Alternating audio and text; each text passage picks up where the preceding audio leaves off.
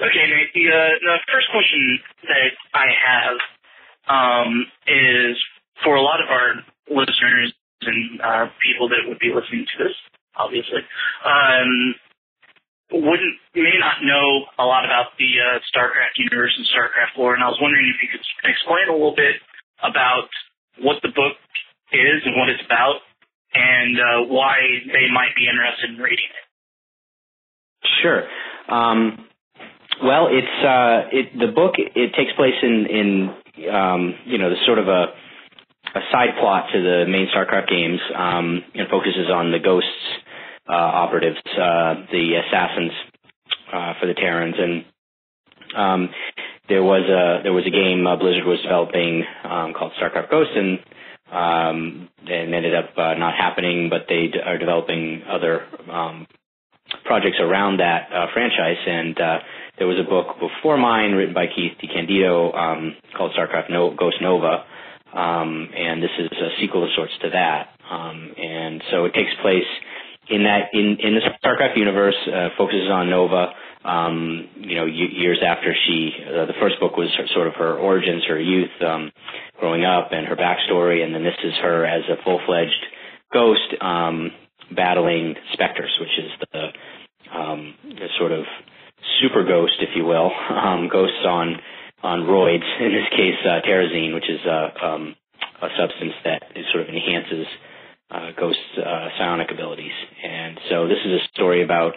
It also makes them a little unstable. So this is a story sort of about ghosts versus super ghosts, and what happens to some of the characters that I think StarCraft players know and love, at least side characters, Nova, Gabriel Tosh, and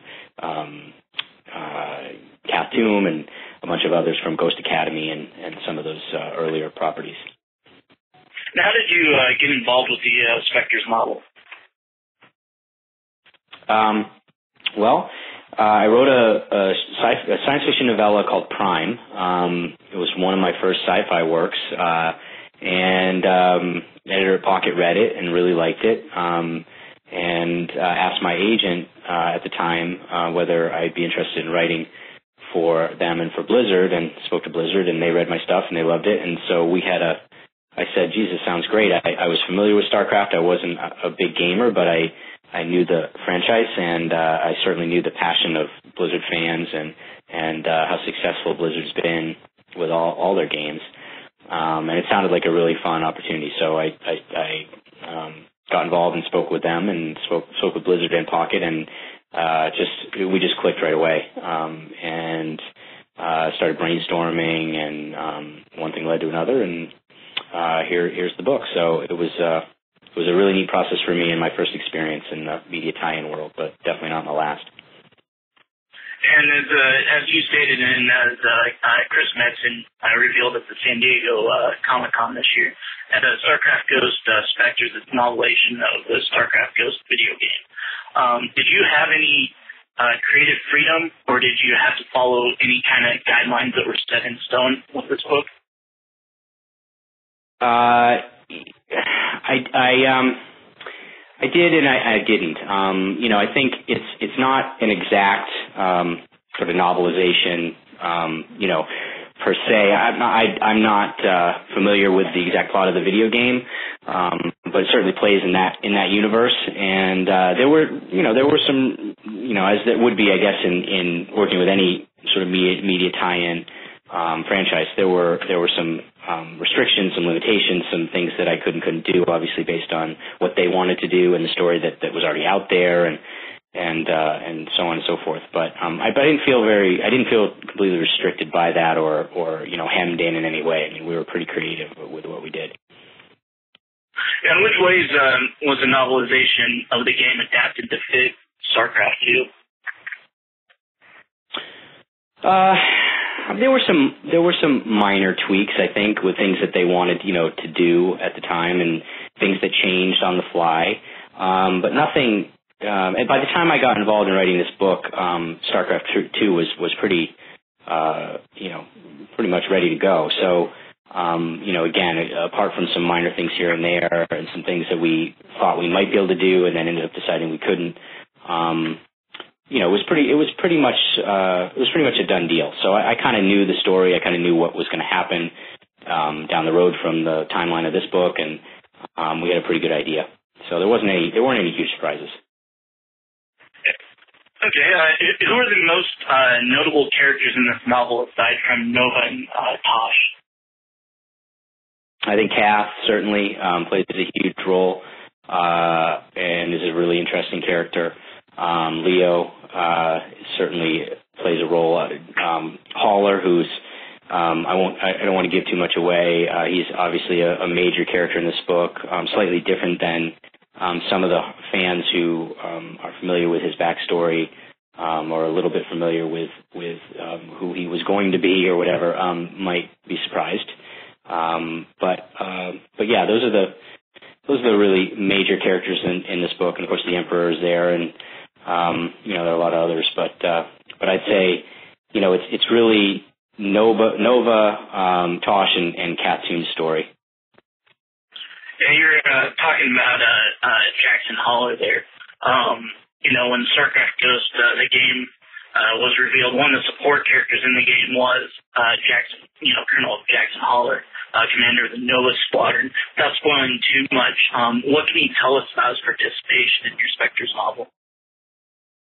Well, he has a huge role, and that's kind of all I want to get into. I don't want to spoil things for people, so he's Nova's. He's commanding the squadron that Nova is attached to, and he is, so he's overseeing a lot of the strategic moves during the book, and as they go after Spectres and try to investigate what's going on with the various terrorist attacks that they have been experiencing and the disappearance of ghosts around the galaxy there, around the world. Or the universe. He's in charge of investigating that, and he plays a major role in the story for sure.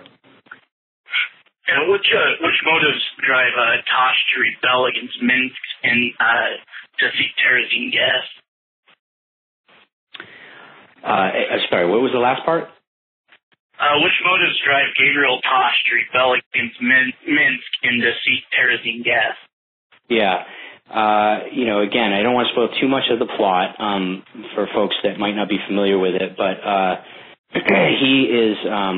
he's driven by a number of things. I think a disillusionment with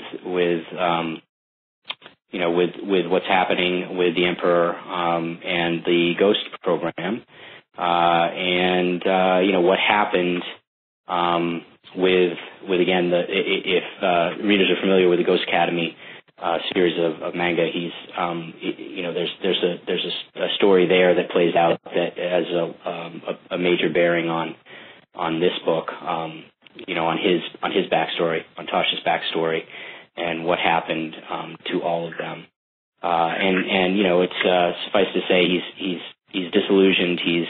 His eyes have been opened, and he feels that there needs to be a major change, that what's happening is not right, and that people are getting taken advantage of, and that he needs to help set things straight.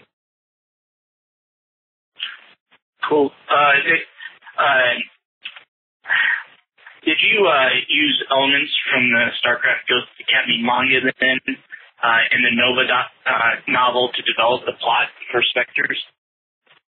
Yeah, definitely. I read, I wasn't, coming into this, I made a decision, right away that, I was going to write my book, but, I wanted to, if I was going to do this, I wanted to make sure that I knew as much as possible. I just immersed myself in the StarCraft universe and learned as much as I could from fans and from Wiki and from Blizzard and everybody involved, and that included reading everything I could get my hands on that had been done before. So I spent several months just really immersing myself in the StarCraft world, and that was essential. I mean, I had to know the backstory. I had to know the characters in detail. I had to know what happened to them and why they were who they were. in order to write the best book I could. And once I got a handle on all that stuff and felt like I pulled out some important elements from these past projects and the universe itself, I felt much more comfortable being able to write a book that I felt was mine, within the StarCraft universe, but was had my voice in it too, and had the things in it that I wanted to do. I felt comfortable doing that because I had the backstory down, and I felt really, I felt confident. Yeah, with all of that said, you're talking about going through the backstory and really making sure that you have the characters down pat. Do you feel that fans would need to read the previous material in order to follow the storyline of Spectres? I don't think so, and that was another major goal for all of us, and certainly for me writing it. I wanted to write something. This is a real delicate balance, and like I said before, I haven't done media tie-in before, so this was a real challenge for me. It was fun, but I wanted to find a balance between offering the more hardcore fans what they wanted. Some great backstory, some great detail and color from the universe itself, without bogging down too much in that stuff, so that anybody could pick it up and read it, even people who weren't familiar with the game at all, and just get something out of it, just as a pure adrenaline kind of fun ride, in a universe that is certainly fully fleshed out, but that somebody can just get dropped into and enjoy without having to have all that backstory. Great. I think this is my last question I have here, and I'm probably going to get yelled at. I'm probably not going to pronounce this name right. It was a question that was just submitted to me. A few years ago, we asked Mike Nielsen at the UMOJAN, UMOJAN, had their own Ghost program. Are we going to see this topic in Spectres at all? It's touched upon. I'm trying to remember exactly. It's touched upon. It's not a major element, and that was intentional, for many reasons that I don't want to get into. But yes, there is certainly a reference to that. Okay. Do you have anything else that you'd like the fans to know about Spectre, or anything about your work that you're currently doing? Definitely. I first of all want to say I'm really excited about this book. It's whenever I write a book, any of my stuff that I do, there's usually an element like you go in, you're excited, and it's a blank slate, and you feel like you've got a handle on what you want to do, and then by the end of it, you feel like you did some things right and some things you didn't quite get right, and you wanted to redo it. And this one I feel really good about. I feel I'm excited about it. I think the story's a lot of fun. I think it brings in a lot of classic StarCraft elements, and I think it's one of the intents in doing this was to write just something that was just action packed and drove the story forward from page one to the end, and I think we did it, and I think it's I hope that the fans embrace it and check it out, because I think they're going to have fun with it. And in terms of other stuff, I've just finished a Diablo novel. I'm really excited about that, and that'll be out early next year sometime, and it'll be a big release, and it's going to be I'm not sure how much I could say on that one yet, but it's going to be a really fun book and a big book, so I'm excited about that one. And that's about it. Yeah, I'd have to say I'm probably really excited about any Diablo books that are going to be coming out anytime soon. It's definitely my game of choice right now. Thanks a lot for talking with us here at Blizzplanet. I really appreciate it. I had a blast. Appreciate you taking time out to talk with us about the book. Absolutely. I had fun. They were great questions, so thanks a lot.